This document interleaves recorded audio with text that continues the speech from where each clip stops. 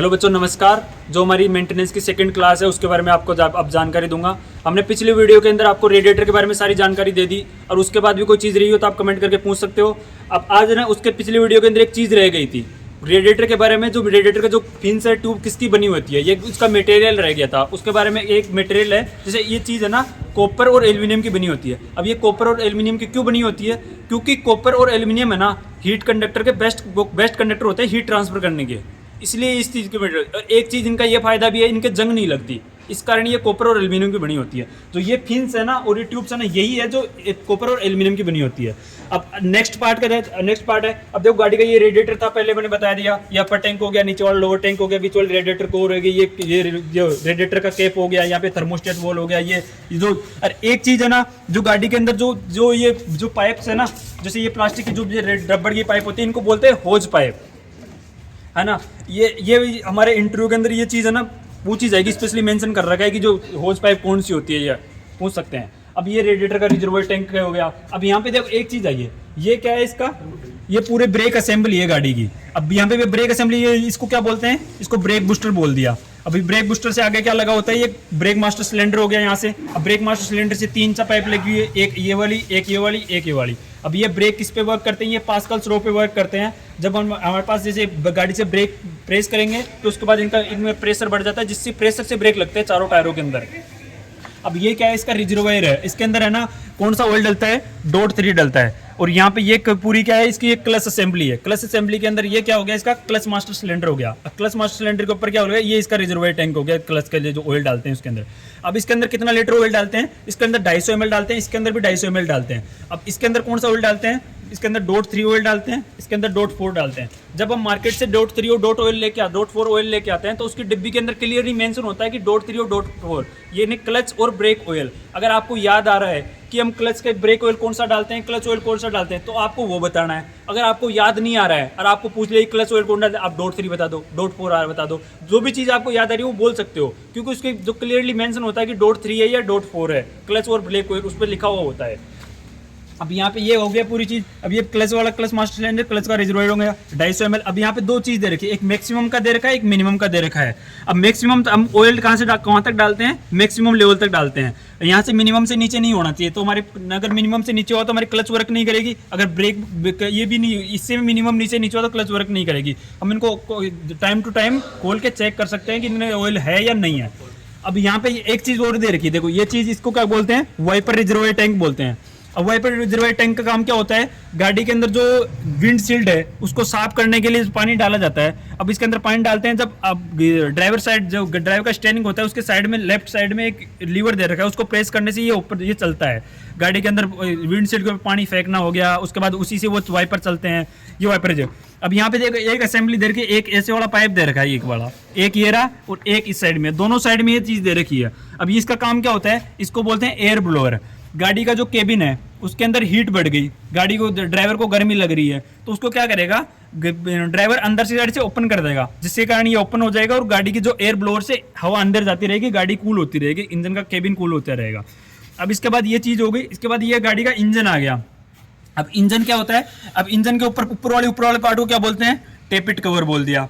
अब टेपिट कवर के जस्ट नीचे क्या आता है, सिलेंडर हेड आ गया। अब सिलेंडर हेड के जस्ट नीचे क्या होता है, जहाँ पिस्टन मूव करते हैं उसको सिलेंडर ब्लॉक बोलते हैं। अब जस्ट उसके नीचे क्या आता है, क्रैंक केस आता है। क्रैंक केस के अंदर क्रैंक शाफ्ट हमारी मूव करती है, और क्रैंक शाफ्ट के जस्ट नीचे ऑयल सम्प आता है, जिसके अंदर हम गाड़ी के अंदर ऑयल डालते हैं। अब जिसे टेपिट कवर आ गया, अब टेपिट कवर के अंदर कौन सी वाली असेंबली होती है, टेपिट कवर के अंदर जो हमारे पास सिलेंडर हेड है, सिलेंडर हेड के अंदर वॉल लगे हुए होते हैं, जैसे चारों सिलेंडर के 8 वॉल होते हैं, एक इनलेट वॉल होता है, एक आउटलेट वॉल होता है, और उसी के ऊपर एक होता है फ्यूल इंजेक्टर। अब उसको जो उसकी सारी असेंबली को जो वर्क करवाने का काम क्या होता है, वो जो सारी असेंबली होती है वो टेपिट कवर के अंदर होती है। अब यहाँ पे देखो एक ये वाली है, एक ऐसी होती है, गाड़ी के अंदर 2 ऑयल कैप होती है, जैसे ऑयल गाड़ी के अंदर ऑयल सम्प के अंदर अगर ऑयल डालना है तो हम यहाँ से डालेंगे और यहाँ से भी डाल सकते हैं। ये 2 क्यू होती है, गाड़ी के अंदर हम एक से भी काम चल सकता है, 2 की जरूरत नहीं है, बट इसमें 2 क्यू दे रखी है, बताऊँ क्या। अब इसके अंदर देखो एक पाइप दे रखी है, ये वाली। अब ये पाइप का काम क्या हुआ है, जैसे ऑयल हमारे पास गाड़ी का ऑयल गर्म होगा तो स्टीम भी जनरेट होगी। अगर उसको स्टीम को जनरेट होगी तो उसको बैक प्रेशर को रिलीज करने के लिए हमारे पास ये पाइप लगाई जाती है। अगर हम ये पाइप नहीं लगाएंगे तो हमारे पास गाड़ी के जो कुछ नुकसान हो सकता है, और कुछ भी नहीं है। अब जैसे पिस्टन चलते हैं तो उसके अंदर जैसे ऑयल है, अब ये गाड़ी टाटा 407 गाड़ी है टाटा की, तो उसके अंदर कौन सा ऑयल डालते हैं, इसके अंदर होता है 15W40 और 20W40 ऑयल डालते हैं गाड़ी के अंदर। और कितना क्वांटिटी होती है इसकी 7 लीटर तक क्वांटिटी हम ऑयल सम के अंदर 7 लीटर डालते हैं। अब 7 लीटर ऑयल डाल दिया, अब उसको जो गाड़ी के अंदर ऑयल सम के अंदर ऑयल होता है उसको क्लीन करने के लिए हमारे पास ऑयल फिल्टर भी चाहिए।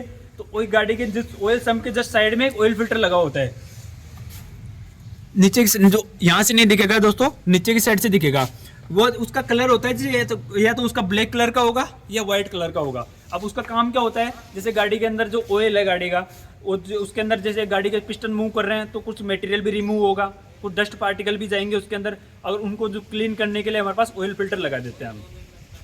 अब यहाँ पे देखो ये गाड़ी टाटा की गाड़ी है, 4 सिलेंडर गाड़ी है, तो इसका पता कैसे लगेगा, ये नोजल दे रखे हैं, देखो ये ऐसी वाली पाइप जा रखी होगी, उसको बोलते हैं नोजल। अगर ये 4 नोजल दे रखे हैं तो 4 सिलेंडर गाड़ी है, अगर 3 नोजल दे रखे हो तो 3 सिलेंडर गाड़ी है। गाड़ी के अंदर जितने नोजल होते हैं ना उतने ही उसके अंदर फ्यूल इंजेक्टर होते हैं, ये बात आपको याद रखनी है। वो आपको कंफ्यूज करेगा कि फ्यूल इंजेक्टर कितने होते हैं तो गाड़ी के अंदर नोजल कितने होते हैं, जितने नोजल होंगे उतने ही फ्यूल इंजेक्टर लगे होंगे। जो फ्यूल इंजेक्टर जो नोजल होंगे ना वो क्या होंगे, इस फ्यूल पंप से जुड़े हुए होंगे सारे। अगर गाड़ी अब ये गाड़ी का फ्यूल पंप आ गया, अब फ्यूल पंप के जस्ट साइड में ये क्या है इसका हमारे पास, इसको बोलते हैं हैंड प्राइमर। हैंड प्राइमर का काम क्या होता है, ये वाला हैंड प्राइमर है, ये वाला। अब हैंड प्राइमर का काम क्या होता है, जैसे गाड़ी के अंदर से फ्यूल आ रहा है, फ्यूल टैंक से फ्यूल आ रहा है, अगर गाड़ी का फ्यूल खत्म हो गया तो उसके अंदर एयर आ जाएगी।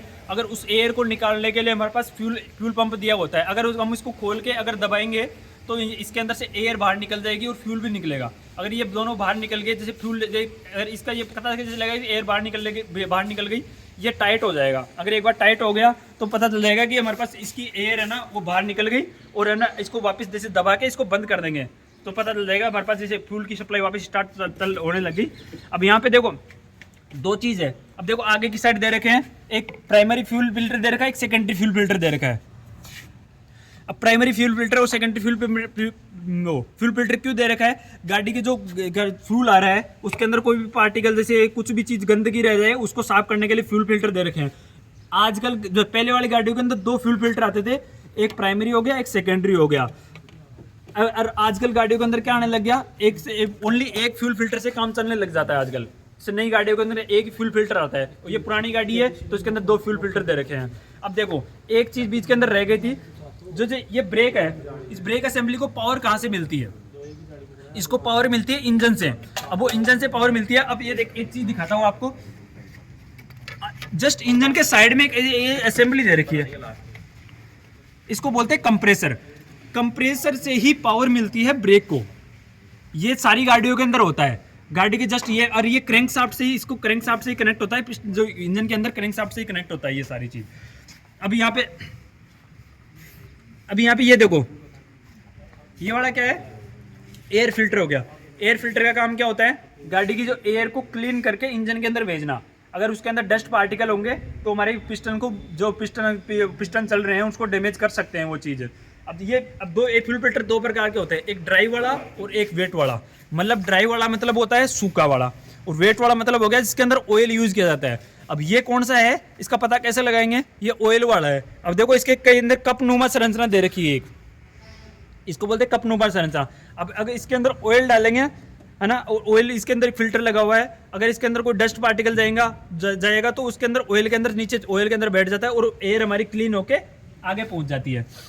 अब जैसे ये हमारे एयर क्लीन होके आगे पहुंची, अब देखो दोनों पाइप एक जगह हो रखी है, एग्जॉस्ट पाइप और इनलेट, जो ये यहाँ से जो एयर जा रही है वो पाइप, अब वो एक जगह क्यों हो रखी है, आगे देखो एक टर्बो चार्जर लगा हुआ है। अब टर्बो चार्जर का काम क्या होता है, जस्ट इसके बाहर जस्ट एग्जॉस्ट पाइप के जस्ट बाहर एक टर्बो चार्जर लगा हुआ है। टर्बो चार्जर का काम क्या होता है, जो हमारी इंजन के अंदर जो फ्यूल बर्न हुआ है, जिसके अंदर जो गैसें हैं वो सारी गैसें काम की नहीं है, उसके अंदर कुछ काम की गैसें भी होती है, उसको वो टर्बो चार्जर बाहर निकाल लेता है। अगर टर्बो चार्जर उस गैसों को बाहर निकाल लेगा एक बार, और उस गैस को अगर हमारे पास इनलेट से जो एयर जा रही है उसके साथ मिक्स करके इंजन को दे देता है। अगर ऐसा काम इसलिए करता है क्योंकि उससे इंजन की एफिशिएंसी बढ़ जाती है, इसलिए हम टर्बो चार्जर का यूज करते हैं। टर्बो चार्जर को चलाने के लिए हमारे को एक्स्ट्रा पावर कहीं से नहीं देनी पड़ती है, वो एग्जॉस्ट गैसों से ही चल जाता है, ये चीज़ ध्यान रखना। अब यहाँ से ये सारा काम हो गया। अब जो इंजन की जो अंदर वाला जो प्रोसेस दे रखा है वो आपसे ज़्यादा पूछेंगे नहीं, जो सारी चीज़ आपको बाहर से दे रखी है वो सारी चीज़ें पूछेंगे। अब यहाँ से देखो एक चीज़ है, देखो एक हमारे पास ये रेडिएटर का जो फैन हो गया, एक हमारे पास नीचे की साइड पुली दे रखी है, वो क्या होती है क्रैंक शाफ्ट से कनेक्ट, वो क्रैंक पुली बोलते हैं उसको। अब एक चीज़ है यहाँ पे अल्टरनेटर, ये तीनों किस चीज़ से कनेक्ट होते हैं, ये वी बेल्ट के द्वारा कनेक्ट होते हैं। ये वी बेल्ट से इन तीनों चीज़ों को चलाती है। अब यहाँ पे इसका काम क्या है, यहाँ पे रेडिएटर फैन का ये एयर को अंदर की साइड खींचता है। और यहाँ पे जो अल्टरनेटर लगा हुआ है, अल्टरनेटर का काम क्या है, ये अल्टरनेटर है ना गाड़ी की बैटरी को चार्ज करने के लिए यूज में ले जाता है। और नीचे जो क्रैंक पुली दे रखी है वो क्या करती है, वो इन चीज़ों को चलाने के लिए काम में ली जाती है, उसके लिए बाहर रहता है। अब ये क्रैंक पुली से एक वी बेल्ट लगी हुई है, तीनों कनेक्ट है। अब जैसे गाड़ी एसी वगैरह लगती है गाड़ियों के अंदर, उसको पावर कहाँ से मिलती है, वो इसी जो गाड़ी की एसी को भी पावर यहीं से दी जाती है। इसी से एक पुली लगा के एक बेल्ट कनेक्ट करके कंप्रेसर कनेक्ट कर दिया जाता है, जिससे हमारी एसी चलती है गाड़ी की। ये सारी स्टीयरिंग है, ये सारी इसको पूरी को स्टीयरिंग की असेंबली बोलेंगे। अब यहाँ पे जो स्टीयरिंग है ये चीज़ इसको स्टीयरिंग आर्मर बोलते हैं। और ये स्टीयरिंग का क्या है, क्रॉस जॉइंट है। ये स्टीयरिंग का क्रॉस जॉइंट है ना, ये 2-3 होते हैं, जैसे एक यहाँ पे है, एक गाड़ी के अंदर है। वो सारी चीज़ क्या करता है, ये जैसे किसी भी जैसे स्टीयरिंग से डायरेक्ट हम पावर यहाँ पे ट्रांसफर नहीं कर सकते। अगर उसको किसी एंगल पे ट्रांसफर करना है तो हमारे को या तो क्रॉस जॉइंट लगाना पड़ेगा या यूनिवर्सल जॉइंट लगाना है। यूनिवर्सल जॉइंट बड़ा होता है, ये छोटे वाले को क्रॉस जॉइंट बोलते हैं, इसीलिए इसको एंगल पे ट्रांसफर कराने के लिए क्रॉस जॉइंट लगा दिया। अब यहाँ पे जैसे गाड़ी है, ये टाटा की गाड़ी है, गाड़ी टाटा 407 है। ये गाड़ी का टाटा का जैसे लिखा हुआ होता है, ये टाटा का लोगो है। अब यहाँ पे गाड़ी की जो आगे की साइड जो लाइट लगी हुई उसको गाड़ी की हेडलाइट बोलते हैं।